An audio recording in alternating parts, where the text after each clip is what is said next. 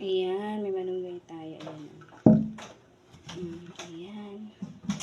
Nandito po kasi siya. Ang dami yan. Hatiin lang ho natin to kasi gawa tayo ng sinigang.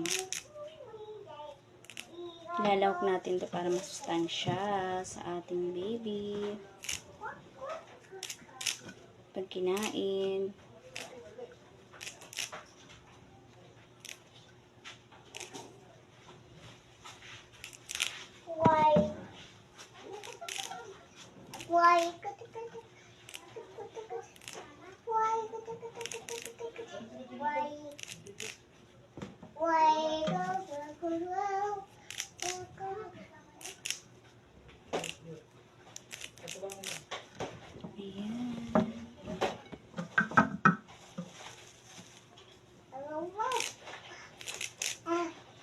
Ganyan po tayo maghimay ng ating gulay malalaki.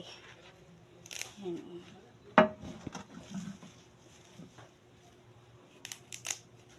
Yung mga natitira ay gagawin natin sinigang. Ayan. Sinigang na hipon. Bigyan natin ng gulay.